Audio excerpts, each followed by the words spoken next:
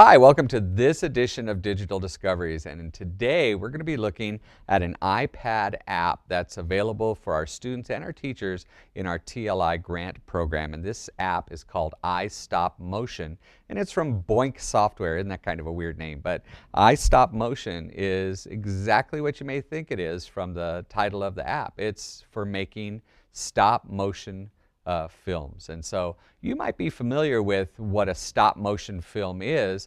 You've probably seen some in the theaters. Frankenweenie is an example. That's probably the most recent stop motion movie. Wallace and Gromit, you've probably seen those. The Nightmare Before Christmas. Those are all examples of stop motion filmmaking. It's where you take one frame and you shoot it, then you shoot another frame, and it gives the illusion of motion going over time. And so that's what iStopMotion allows our students to do. It allows them to create stop motion photography. Of course, they're probably not going to be making anything as complicated as a full-length motion picture, but it allows them to tell their stories in a different way, and that's something that we want technology to do. We want technology to allow our students to tell their stories, make their reports, present their products in another way that's not just that old pen and paper type of assignment. So what are some things that we can do with stop motion? Well, we can do storytelling, the exact same storytelling that we ask students to do on pen and paper or crayon and paper or construction paper, we can do with stop motion filmmaking. It's the same process. They have to write out the story, they have to sequence it, they have to put it in a written form, but the final product that they turn in is a story that they've written. Another example of stop motion photography or stop motion filmmaking would be science experiments where they can show some kind of growth, and we're going to show you that in just a sec. We're going to show some plants growing, and they're really good examples of science experiments that you can do with this kind of technology. You can also show something that I know that our science teachers love to talk about, and that's change over time. And stop motion photography allows really well to show change over time, be it the sun moving across the sky, be it the way that traffic patterns move down a road, be it the way students walk in a hallway. You can actually show change over time, and you can actually use stop motion photography to show patterns as well. So it's a really interesting methodology to teach with. It's a very fun thing that students can use, especially the little ones. I think this is very appropriate for first grade on up, maybe even kindergarten. First graders can make some very simple things. You've probably seen some really interesting stop motion photography that are very short. There's a lot of even commercials that are done with stop motion photography. But the main reason that we want to use stop motion is because it's fun. It's just a fun way to get students using technology. It's a fun way for them to take that assignment that they normally have and kick it up to that M and R level in that SAMR model. So this is a really nice way to do it. It's again, it's M or R. If you're using this program to create content, it's M or R on the SAMR model. And if you remember back to that SAMR, and we'll have that link down there at the bottom of this previous videos that we did on the SAMR model.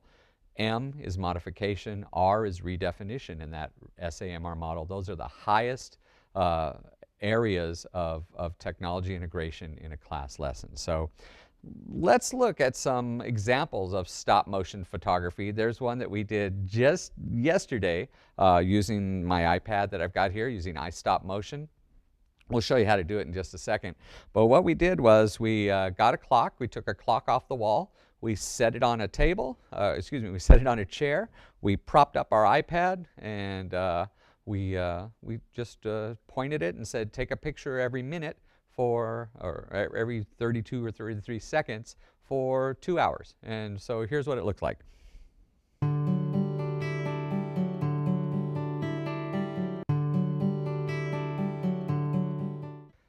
So that's what our video looks like, and you might have realized that we didn't touch that we didn't touch that clock at all. It actually ran for 2 hours, and we compressed, because of stop motion, the way stop motion works, is that we compress those 2 hours down into just 8 seconds. And so it's a pretty cool way to actually take something that takes a long period of time and compress it down into a short period of time. For instance, you want to show, I think as I said before, you want to show the sun moving across the sky, or how shadows change across the ground during the course of a day, or how clouds are moving or forming across the sky. That may take all day to show, but you film it for a whole day, and then you can compress it down into like a minute or so, and that really is some very powerful usages in the classroom. So I want to show you some other ones too. Here's a really neat one that is just wheatgrass. This is a little video that we found on YouTube, and it's just wheatgrass growing, and it looks something like this.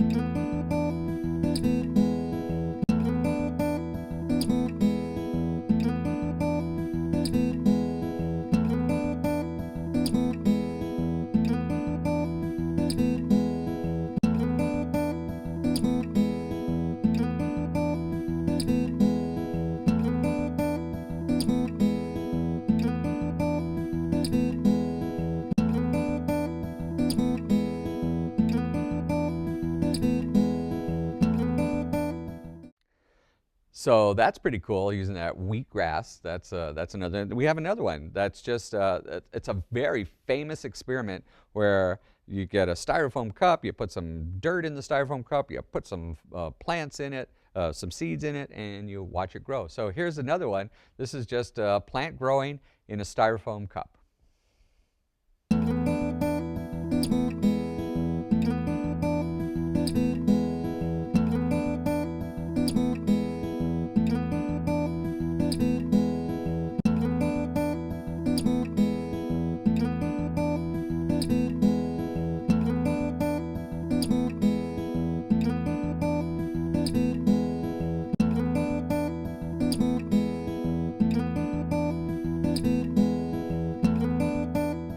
So that's pretty cool. That might take several days to do, and all that the student was doing, they weren't like setting that on like and having it take a picture every second. What you would actually do is set the program to take a picture every 30 minutes, or every hour, or every 5 hours, or every 10 hours, or just once a day. They take that picture once a day. Now the trick is, if you're taking a picture once a day, you have to make sure that your camera stays in a particular place. So I want to show you how to do this, and I also want to show you some other examples, because I think this is like a really cool way for our students to learn how to do sequencing, how to do events here. And so I want to pop up iStopMotion. This is what happens when you actually pop up the program. You've got two choices when you pop up the program. You can either go to the gallery, which is where all your stop motion is. And here's an example. They actually have a little introductory video that shows the kids how to use stop motion using their two little characters that they have. And it actually walks them through the process. It's a really simple little program. It points to them where the instructions are. And so we just say tap to continue. And so you can see how it all works. And this is the little guy. He's pointing to all the different ins and outs of how the program works. It's kind of like an instruction without any sound. It's a stop motion instruction. And so this is another way that you can use this in your classroom. Students can do stop motion to give instructions. So this is kind of cool. Look at here, he's like showing, here's where you press the record button, and every time you press it, you're going to get a picture taken. Now you notice that there's something there where he actually shows where the previous picture was taken. That's called an onion skin. Something in iStopMotion, it actually has the previous picture, so you can, when you move something, It'll show where the previous device was. You can add audio. You can add audio from a soundtrack, like if you have a song.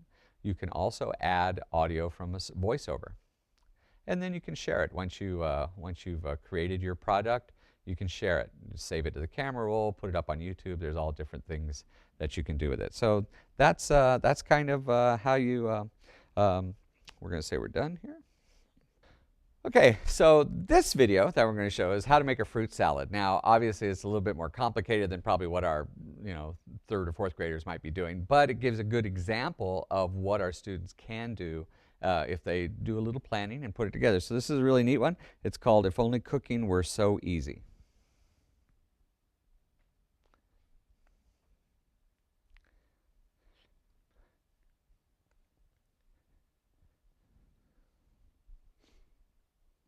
So you can see what they're doing here is that they're putting the cherries in, and they're going to be putting the oranges in. You see they strip them all down, but every single time that they're taking a picture, every single time that a single frame is a single picture in iStopMotion.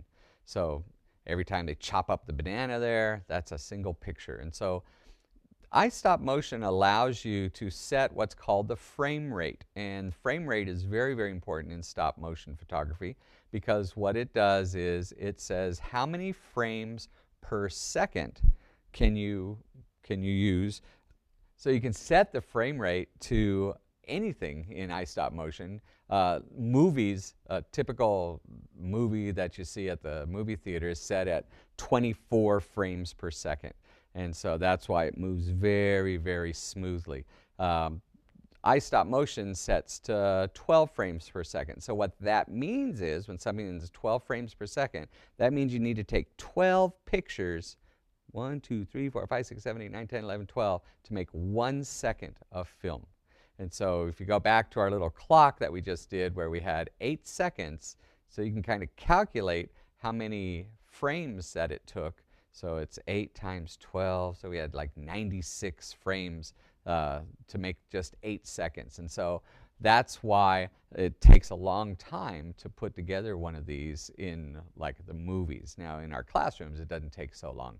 So what I'm going to do here now is not show you so much the methodology of the program. I'm going to show you how you would do this in your classroom and how students would do it in the classroom, kind of an example of how to do it. So I'm going to walk over to a table here, and what I've done here is I've got a little scene set up, and you can tell what a great artist I am because I've set up this cut out this little scene. And so this is going to be our background for our stop motion photography. Now, just as easily as it's laying down, this could also be up like that. And so it could be a backdrop. So you could actually have something coming across here like that, make it more three-dimensional, or you could have it setting down on a table like this, have it kind of two-dimensional. And so in our situation, we're going to kind of make it kind of two-dimensional. Now for any kind of setup like this, we're making some kind of story, whatever the story is, you got to put all the story elements together. So this story element is just going for a walk on a sunny day. That's all it is. We're just going to have our little characters walk across the frame on a sunny day. So I want to gather all my elements together before I even start. So I make my background. I have my background here, and then I want to think about, well, what do I want to add to my background? Well, that's part of my story. So in my story, I wanted to have some clouds.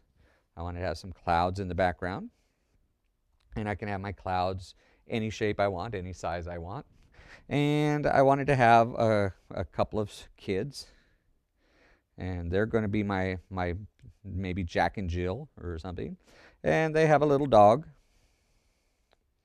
Okay, now that's pretty much my whole story here. I'm also going to add a little ball so the dog can chase the ball down the hill. And so I've got my whole story here. This is all I need to get my story going. And so that's pretty much it. Now what I have to do is I have to start taking pictures of my story. Now I want to think a little bit ahead of time. I would think, okay, so if they get down to the end of the hill, maybe I want them to come back up the hill. So now I'm going to have to get some other people, because otherwise I'm going to have them walking backwards to get back up the hill. So I'm going to add later on, not right this second, but I'm going to add my dog and my Jack and Jill. I'm going to add them coming the other direction. So I have them going down, so I have them pointing in one direction, but they're done and they're going back home, and so I have them pointing in another direction. So that's all the story elements I'm going to need for this particular story. So I'm going to show you really quick how it's done, and then we're going to show you the final product. So I'm going to take these guys out of the way.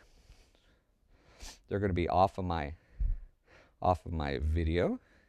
We have our clouds. We're going to put our clouds up here. Okay, so now what I would do with iStopMotion is that I want to put my camera up where I can take a picture, because I don't want to be holding the camera, because it's very difficult to hold the camera at the same location each time, because I might go down, I might go up, I might shake it. And so if you recall back in one of our previous videos that we did in Digital Discoveries, we talked about using, creating your own document camera. And if you missed that one, we've got the video, the URL for it right here. It's one of our other digital discovery lessons. And we want to have something to hold the camera, our document camera holder, so it's going to hold our iPad. So in that other version, we had like a ring stand. So what we would do is we would put our camera up here over the scene. And I think we have a picture here that we can actually show you. There you go. So you can actually see that there's our iPad, and we're taking a picture. And you see that it's extended over the scene. And so every time we take a picture, pop, the camera doesn't move. The only thing that's going to move are the elements that are in the pictures themselves. So let's show how that would work really quickly. Let's come back here. And I'm going to show you how we would do this. So we want to think now, of course, again, I'm not going to be making Frankenweenie. I'm not going to be making Nightmare Before Christmas. I'm just going to maybe do Jack and Jill went up the hill, or went down the hill, or we went on for a sunny day. So everything that's not attached can move in my story. So I want my ball to go down the hill, and so we're going to start with our first picture. So this would be our first picture. Click. I'm going to move it just a little bit so it's like, there we go. So here's our first picture. We take it, click, and now using iStopMotion, just hit the click button, and now we're going to move some of our elements just a little bit, because remember, 1 second is equal to 12 frames. So here's Jack and Jill, and they're coming down the hill, and now I'd say click again. I've just moved them just ever so slightly, just a little bit, and maybe I've made the ball roll just a little bit. So here we go. I'm moving down the hill, Jack and Jill. Now we click a little bit, click, but now I want to give kind of a sense that other things are going on too. So maybe my clouds are moving as well. So maybe my clouds are moving across the sky. So now I've moved them a little bit more. I've taken them down. Now I take another click. And I do this all through my movie. I move them down. Maybe my clouds are moving across the sky. Yeah, I just move it ever so slightly. And that's the key to stop motion photography. You just move things very slowly, or you take one frame at a time. Click. Here we go. Click. Now I do it again. Going down the hill. And move my clouds just a little bit. And then click again, and then keep, and you, so on and so forth. So I want to show you what this actually looks like. So we made our little movie. It's nothing great. It's just showing a demonstration of how this works. And so here's the movie, and here's how it looks.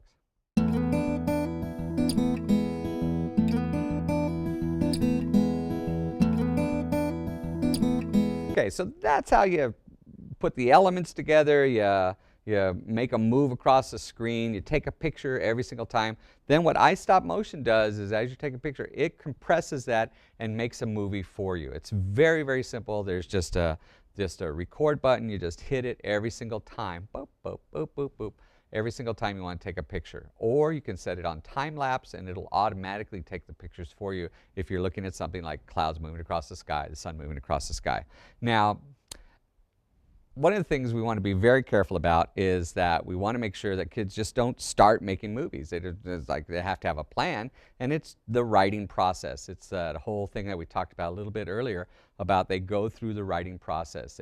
They outline their story, they write their story, in this case, we might want to add something like a storyboard where they actually draw out all the elements of the story, and then they create it on our little thing that we did right there. But kids can use anything. They can use Legos going across the street. You know, they can make a little Lego land. They can bring in their toys and have their toys talking to each other. They can do all kinds of stuff with stop motion. Now, I have this great idea for a time saver for teachers. Kids are going to want to put in those great little pictures like that one right there, and my little Jack and Jill. And so where do you get Jack and Jill and so you're not violating somebody's copyright? There's a great place on the web called openclipart.org. And this is a great place to find clip art that is open to anybody. You can use it. It's in the Creative Commons. And so you can actually type in something like children, and it'll do a search for clip art that's got children. The kids can take those, whoops. This is one called Kid Sticks. And so that's an example of clip art. You can actually take those and embed them in, and it's absolutely free to use. There's no license restrictions on them, like if you would go up on the web and get something that might be copyrighted. These are in the Creative Commons area, and they're free to use, and our students can use them. Just want to give the credit to Open Clip Art and then the artist whoever did that. In this case, it was Dennis Carlos Luckner who did this little thing. So that's a great place where students can actually get little clip arts that they can use in their little stories, their iStopMotion stories. Another great place to find background. Maybe you want to use a picture in the background. You can actually go up to Google and do an image search on Creative Commons, and you can like say a beach, and you can find a picture of the beach. So that's how you do iStopMotion. It's a very simple program to use. Once you're done with it, you just export it to the camera roll, and it's ready to show in class. And it does tell you something. Parents would love to see their kids create a report that ends up as an iStopMotion type of product, as opposed to writing. And these types of things can also be posted up online. You can share them with grandma and grandpa 1,000 miles away. Here's this cool little video that I did. And what I want to see is, hopefully, I want to see your examples of stop motion photography, stop motion films that we can share with the rest of the world, because we have some kids that have some really great ideas, and iStopMotion and programs like that allow them to express themselves in ways that we didn't have the ability to do so just a few years ago. So thank you for joining me for this edition of Digital Discoveries. We'll see you next time. Thanks.